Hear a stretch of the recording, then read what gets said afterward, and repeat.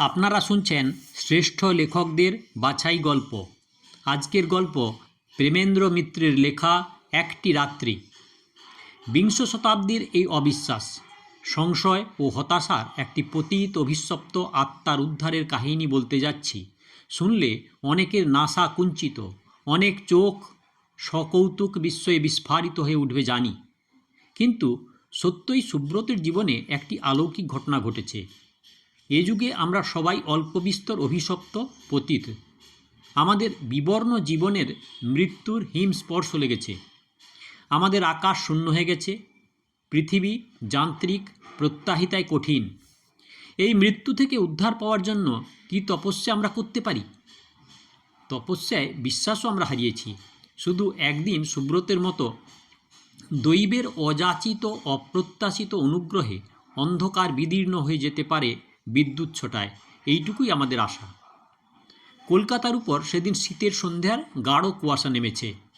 কুয়াশা নয়, তার ছলনা, ধোঁয়া ধূলির ষড়যন্ত্র। কিন্তু তার জন্যেও বুঝি কৃতজ্ঞ হওয়া উচিত। রূঢ় বাস্তবতাকে মুছে দিয়ে যে কুয়াশা রহস্যের ইঙ্গিত এনেছে ক্লান্ত নগরের চোখে, দিনের গ্লানির কথা দিয়েছে ভুলিয়ে। সেই কুয়াশার ছোঁয়ায় মনে হয় সমস্ত রুক্ষতার আড়ালে নগরের যে অপরূপ হৃদয় আমাদের কাছে গোপন থাকে, তাই যেন অস্পষ্ট অন্ধকারে অকস্মাৎ নিজেকে প্রকাশ করেছে। এই কুয়াশা আমাদের মনের উপর নামে বুঝি। প্রতিদিনের তুচ্ছ ঘটনার শৃঙ্খল থেকে আমরা পাই মুক্তি। মনে হয় দিনের পৃথিবী এই মায়ালোকে আর আমাদের অনুসরণ করতে পারেনি। অস্তিত্বের আর কোনো পৃষ্ঠায় আমরা উত্তীর্ণ হয়েছি। খানিকক্ষণের জন্যে এবার নিজেদের ভুলতে পারবো যেন। ভোলাই বা কেন? সেই হয়তো সত্যকার জানা। দিনের আলোয় নিজেদের সত্তার স্পষ্ট অথচ সীমাবদ্ধ যে অর্থ আমরা পেয়েছি, তাই অসম্পূর্ণ। রাত্রি সেই অর্থকে প্রসারিত করে দিয়েছে। সুব্রতের অন্তত তাই মনে হয়। এই কুয়াশাচ্ছন্ন নগরের পথে নিরুদ্দেশভাবে ঘুরে বেড়াতে তার ভালো লাগে। জীবনের কাহিনী যেখানে স্পষ্টভাবে লেখা, সেই দিনের পাতাগুলি মুড়ে সে যেন আর কোনো অস্তিত্বের আভাস পায় এই অন্ধকারে। যেন কোথায় আছে অনাবিষ্কৃত ব্যাখ্যা জীবনের। পৃথিবী যখন অন্ধকারে নিজের সীমা লঙ্ঘন করে তার আলোক পর্যন্ত প্রসারিত হয়, সেই অপরূপ অবসরে সে ব্যাখ্যার ইঙ্গিত পাওয়া যায়। সেই ইঙ্গিত সমস্ত মন দিয়ে গ্রহণ করার শক্তি বুঝি তার আর নেই। তবু সে অনুভব করতে ভালোবাসে নিজের এই অপ্রত্যাশিত বিস্তৃতি চারিধারের রহস্য সংকেতের মাঝে। সুব্রতকে সামান্য একটু পরিচিত করবার চেষ্টা করা যাক। বাইরের পরিচয় নয়, ভেতরের। নিজেকে সুব্রত যেমন জানে। সুব্রত যেখানে এসে পৌঁছেছে সেখানে অস্তমান যৌবনের আলো এখনও আছে, কিন্তু নেই উজ্জ্বলতা। দেহের নয়, মনের যৌবনই এসেছে তার ম্লান হয়ে। সে ক্লান্ত, আত্মার দুঃসহ ক্লান্তিতে আচ্ছন্ন। আশা, আদর্শ, প্রেরণার ভগ্নস্তূপের মধ্যে সে বাস করছে। প্রতিদিনের সূর্যোদয়কে সাগ্রহে অভিনন্দন করার উৎসাহ আর তার নেই। এমনভাবে জীবনের ভগ্নস্তূপের মধ্যেই নির্বিকারভাবে আরও অনেকে বাস করে। কোনো অসন্তোষ, কোনো অভাবের বেদনা তাদের থাকে না।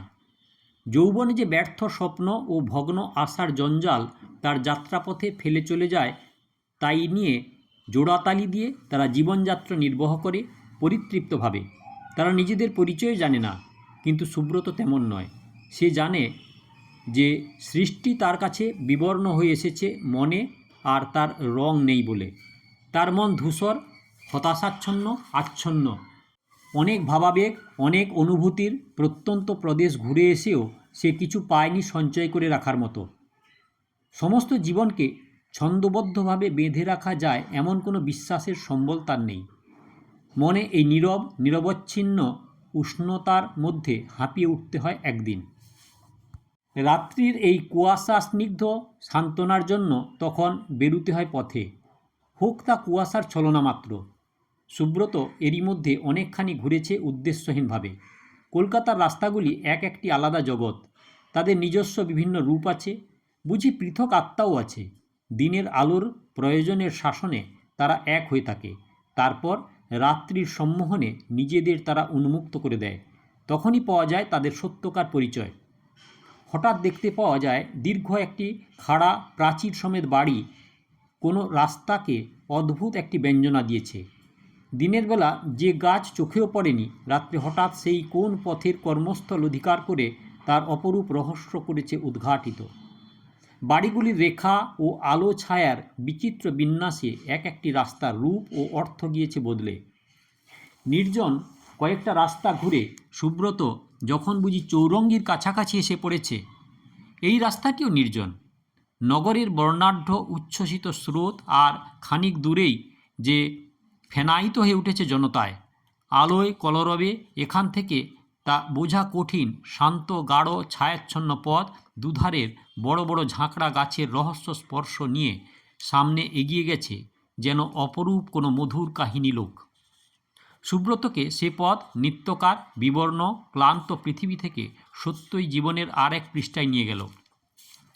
অনেক দূরে দূরে এক একটি আলোর স্তম্ভ, সেই আলোর সঙ্গে যেন অন্ধকারের কোনো বিরোধ নেই। সেই আলো কিছুকে অতি স্পষ্ট করে তুলতে চায় না, সে অন্ধকার কিছুকে একেবারে ঢেকে রাখে না। আলো অন্ধকার মিলে একটি তরল অপরূপ অস্পষ্টতার সৃষ্টি করেছে।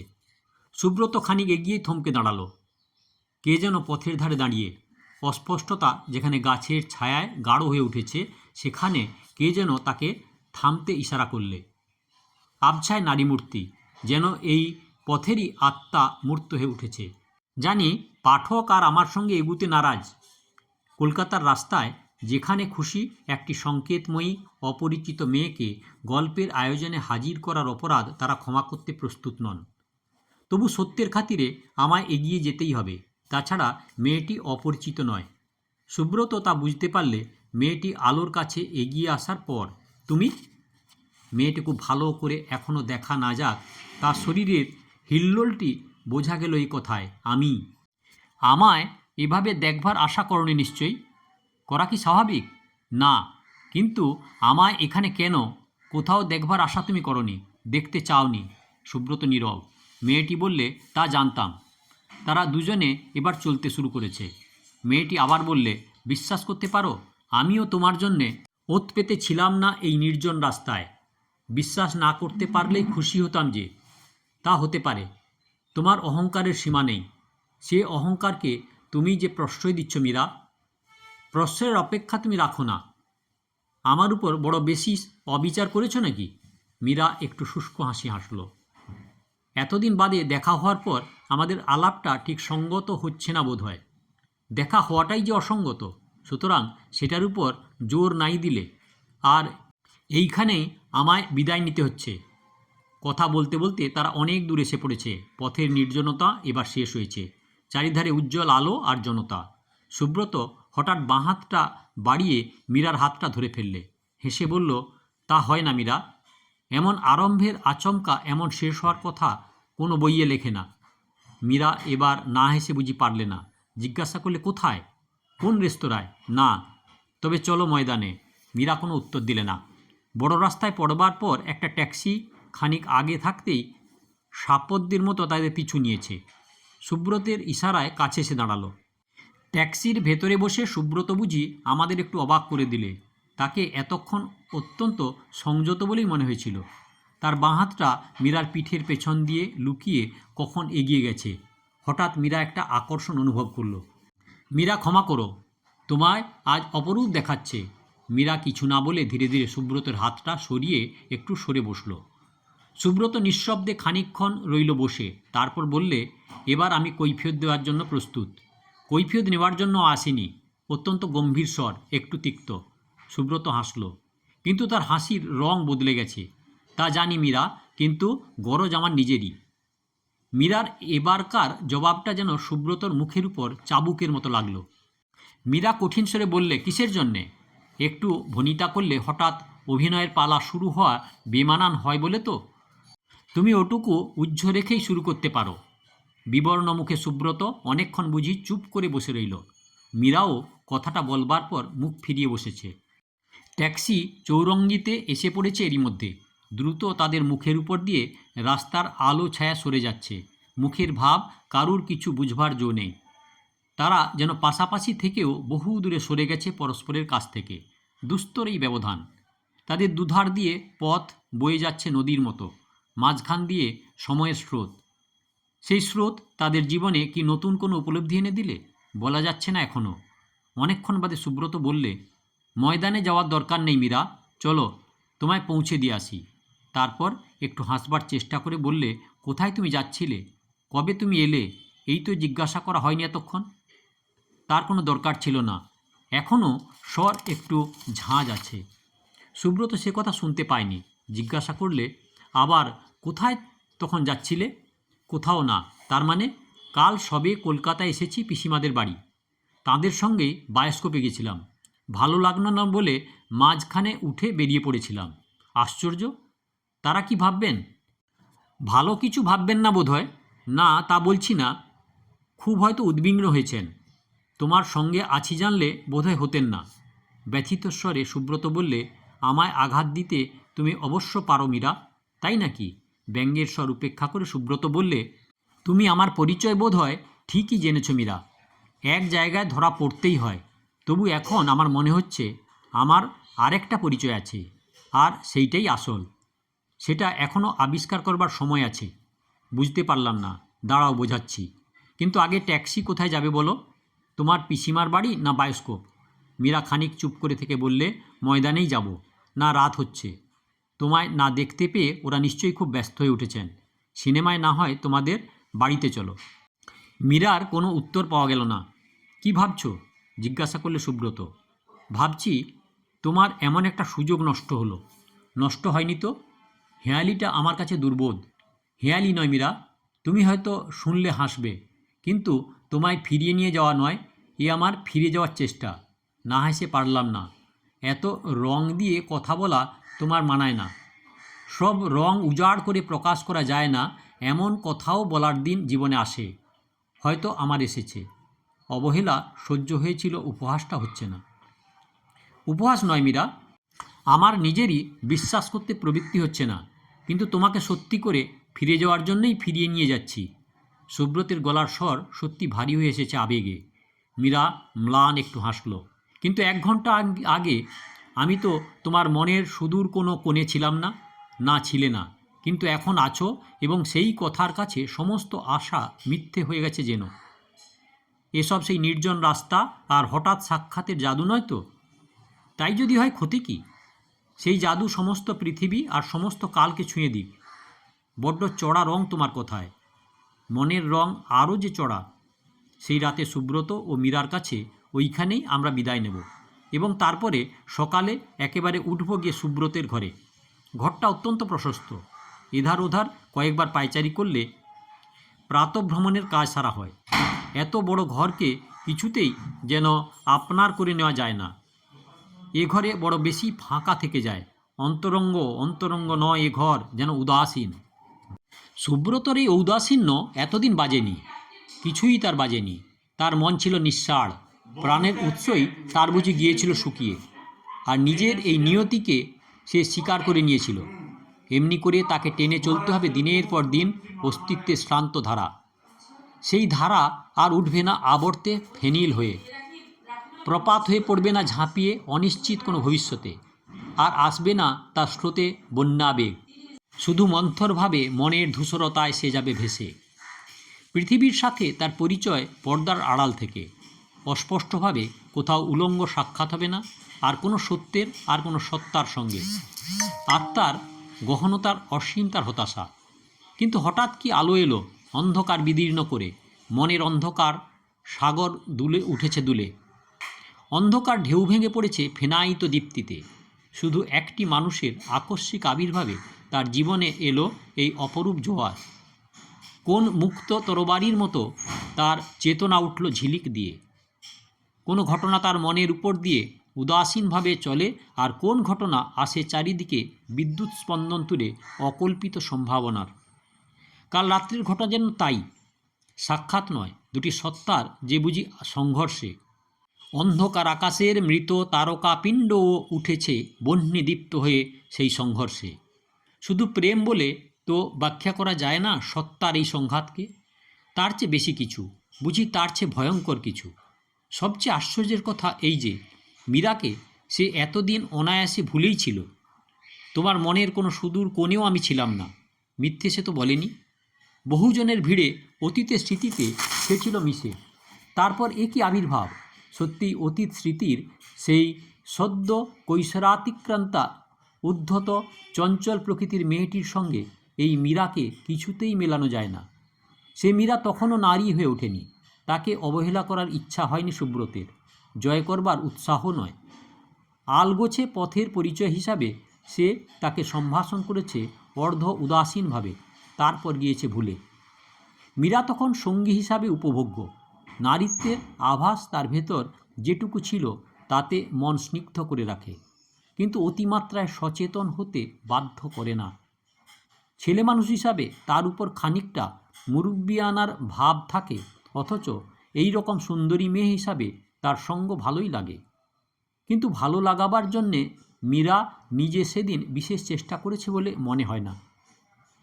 যা ধারালো তরবারি হয়ে উঠেছে সে ইস্পাতের পরিচয় তখনই বুঝি প্রকাশ পেয়েছিল। পাতলা একটি মেয়ে, দেহ দীর্ঘ হয়ে উঠেছে, ঊর্ধ্বোৎক্ষিপ্ত ফোয়ারার মতো প্রথম যৌবনের প্রেরণায়, পায়নি এখনও সৌষ্ঠবের পূর্ণতা। তীক্ষ্ণতা তার চোখে, তীক্ষ্ণতা তার মুখের কথায়, ঘা না দিয়ে কথা কয় না। বিশেষ করে সুব্রতকে আহত করার চেষ্টায় তার একটা যেন বিশেষ আনন্দ আছে। ভালোই লাগতো অদ্ভুত তার এই বিরুদ্ধতা। মীরার বাবা তখন মির্জাপুরে থাকেন।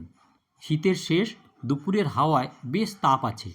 তারা চলেছে টান্ডরা ফলসে পিকনিক করতে। পরিকল্পনা মীরার দিদি ও জামাইবাবুর। তারা কয়েকদিনের জন্যে তখন সেখানে বেড়াতে এসেছিল। তখন সুব্রত বিন্ধ্যাচলে থাকে, স্বাস্থ্যের জন্য নয়, কাজের অছিলায়। সেও একবার কাজে লাগার চেষ্টা করছে। বিন্ধ্যাচলে সে একটা স্যানিটোরিয়াম গড়বার কল্পনা করেছে। সেই সূত্রেই মীরার বাবার সঙ্গে আলাপ। মীরার বাবা তখন মির্জাপুরে সরকারি ডাক্তার। আলাপ থেকে গভীর ঘনিষ্ঠতা হতে দেরি হয়নি। সুব্রতের সে বিষয়ে সহজাত পটুত্ব ছিল, কিন্তু মীরা সেদিন তার দৃষ্টির সীমার মধ্যে ছিল, লক্ষ্যের বিষয় নয়। চোখ দিয়ে সে দেখেছে মীরাকে, মন দিয়ে টের পায়নি। তাকে লক্ষ্য করল ভালো করে বুঝি পিকনিকের দিন। মনোযোগ দেওয়ার সেদিন নানা দিক দিয়ে সুবিধে হয়েছিল। সময়টা এবং স্থানটা অনুকূল। হাতের কাছে আর কেউ নেই। দল বেঁধে সবাই এদিক ওদিক সরে পড়েছে।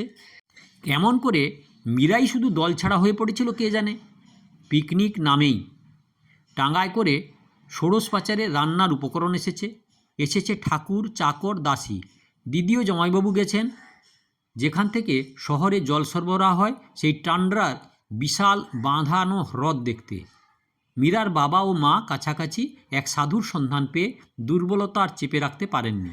সুব্রত খানিকক্ষণ একলা পড়েছিল। তারপর মীরা এসে যোগ দিয়েছে। সব কথা সুব্রত এখন মনে করতে পারে না। শুধু এইটুকু মনে আছে, সমস্ত ঘটনার পেছনে পটভূমিকা ছিল টান্ড্রা ফলসের প্রাকৃতিক দৃশ্য শুধু নয়, তার অবিরাম নিরবচ্ছিন্ন গর্জন, গম্ভীর বিরামহীন শব্দ, কেমন করে যেন সমস্ত সত্তাকে আচ্ছন্ন করে দেয়, প্রভাব বিস্তার করে সমস্ত মনের উপরে। ফলসের ধারে পাকা কয়েকটা ঘর আছে যাত্রীদের বিশ্রাম করবার জন্য। তারই দোতলার বারান্দায় একটা ইজি চেয়ারে মালিকে দিয়ে পাতিয়ে সুব্রত ছিল বসে। হঠাৎ তার কাছে একটা ক্ষীণ স্বর শুনে সুব্রত চমকে উঠছিল। মীরা এসে দাঁড়িয়েছে আলিশার কাছে। হেসে সুব্রত বলছিল, ঝগড়া ছাড়া এখানে আর কিছু শোনা যাবে না মীরা, তুমি অনায়াসে কোমর বেঁধে লাগতে পারো। তার নিজের স্বর নিজের কানে অত্যন্ত ক্ষীণ শুনিয়েছিল। প্রপাতের আওয়াজ আর সমস্ত শব্দ ঢেকে দিয়েছে। মীরাও পায়নি শুনতে ভালো করে। কাছে সরে এসে গলা বাড়িয়ে বলেছিল, ঝগড়ার কথা কি বলছেন? শুনতে যখন পাওনি তখন আর দরকার নেই। তারপর ইজি চেয়ার থেকে উঠে পড়ে বলেছিল, তুমি বসো এইটায়, আমি আরেকটা আনছি। থাক, আমি বসবো না। আপনার সৌজন্যের জন্য ধন্যবাদ। এই জিনিসটা খুব আপনার দুরস্ত। তোমাদের যেটা প্রাপ্য সেটা তো দিতে হবে। আমাদের প্রাপ্য শুধু ওইটুকুই। সুব্রত একটু বিস্মিত হয়েছিল বই কি, মীরার কাছ থেকে যেন এ কথা আশা করিনি। এবার ইচ্ছা করেই বলেছিল, তোমাদের প্রাপ্য শশাগারা পৃথিবী, কিন্তু আমরা এ যুগের অক্ষম দুর্বল পুরুষ, কতটুকু আর নিতে পারি সৌজন্য দিয়ে, তাই আমাদের দৈন্য ঢাকি। মীরা হেসে এবার চেয়ারটায় বসে বলেছিল, আপনি ঘুমোবার আগে বোধহয় এসব কথা রোজ তৈরি করে রাখেন না? না, একটা বই কিনেছি, মেয়েদের চমৎকৃত করার 101টি জবাব, সেইটে মুখস্থ করি। কিছুদিন বাদে হয়তো পুরানো কথা দুবার বলে ধরা পড়ে যাব। এবার দুজনেই হেসে উঠেছিল। মালি তখন আর একটি চেয়ার এনে দিয়েছে। সুব্রত সেটায় না বসে বলেছিল, এখনও চেঁচিয়ে কথা বলা খুর দিয়ে কুটনো কোটার মতো। ভালো কথার ধার থাকে না। আপত্তি না থাকে তো চলো একটু বেরিয়ে আসি। আপত্তি তো আপনারই আছে মনে হচ্ছিল। তখন ছিল ভালো ভালো কথাগুলো শ্রোতা পাইনি বলে। সিঁড়ি দিয়ে নামতে নামতে মীরা বলেছিল, কোন দিকে যাবেন? সাধুজির আশ্রমে। অদৃশ্যটা যাচাই করে আসি চলো। তোমার বাবা মা গেছেন। না, চলুন এমনি এদিক ওদিক ঘুরে আসি। খানিকক্ষণ একসঙ্গে যেতে যেতে দুজনের কথা থেমে গিয়েছিল, বুঝি প্রপাতের অশ্রান্ত গর্জনের অলক্ষিত প্রভাবে।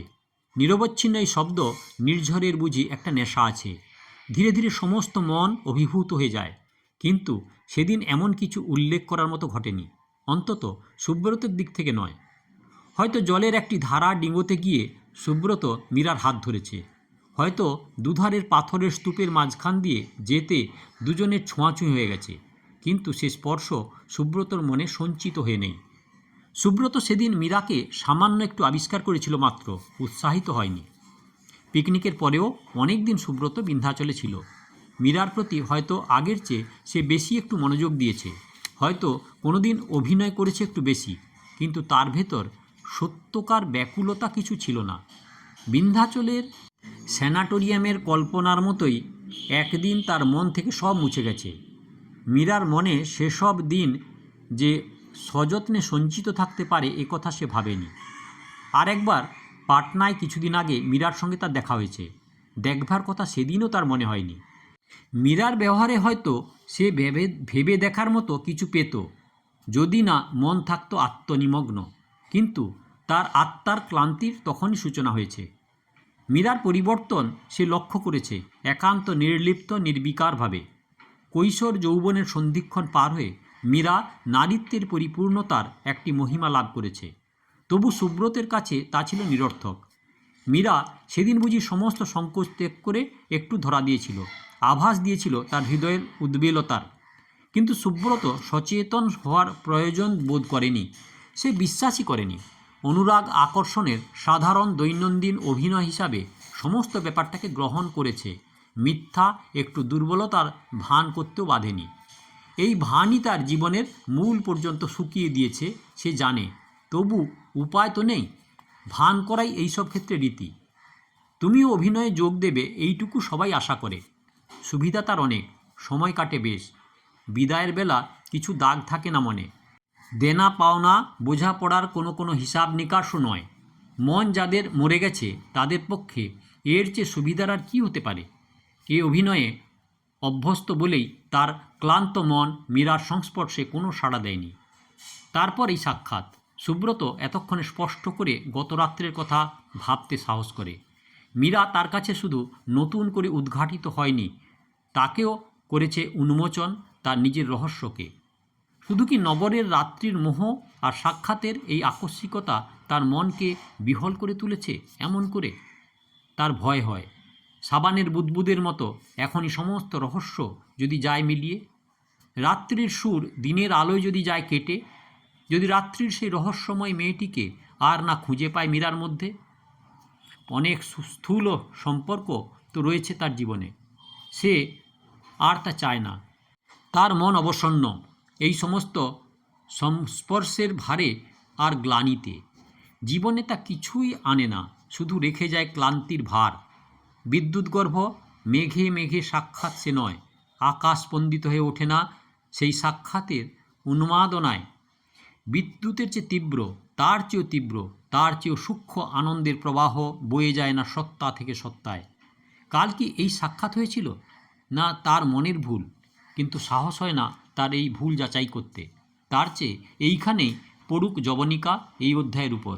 এই রাত্রির রহস্যকে কাজ নেই দিনের আলোয় টেনে এনে। জড়ত্বের কুয়াশা ক্ষণিকের জন্য মন থেকে গিয়েছে কেটে, এইটুকুই যথেষ্ট। আর তার লোভ করবার প্রয়োজন নেই। নাইবা হলো আর মীরার সঙ্গে দেখা। জীবনে কাহিনী সম্পূর্ণ হয় না, সম্পূর্ণ করতেই হবে এমন কোনো কথা নেই। একটি রাত থাকুক তাদের জীবনে অসম্পূর্ণতার অপরূপ হয়ে। একটি অপরূপ রাত, যাতে তার পতিত আত্মা গম্ভীর জড়ত্ব থেকে জেগে উঠেছে তার জীবনে অক্ষয় হয়ে থাক। দ্বীপ তার জীবনে হয়তো জ্বলবে, কিন্তু একটি থাক তারকা সুদূর দিগন্তে আয়ত্তের অতীত হয়ে। রাত্রির এই রহস্য পরিচয় সে প্রাত্যহিক জীবনের মাঝে টেনে এনে ধূলি মলিন করবে না। সবে এখন সকাল হয়েছে, মানুষের দুর্বলতারও অন্ত নেই জানি, তবু সুব্রতর এই সংকল্পটুকু জেনেই আমরা বিদায় নিলাম। এতক্ষণ শুনলেন শ্রেষ্ঠ লেখকদের বাছাই গল্প প্রেমেন্দ্র মিত্রের লেখা একটি রাত্রি। দয়া করে সাবস্ক্রাইব করবেন, লাইক করবেন, শেয়ার করবেন আর কমেন্ট করবেন গল্পটি কেমন লাগলো। আর এরকম আরও গল্প শোনার জন্য দয়া করে অপেক্ষা করবেন।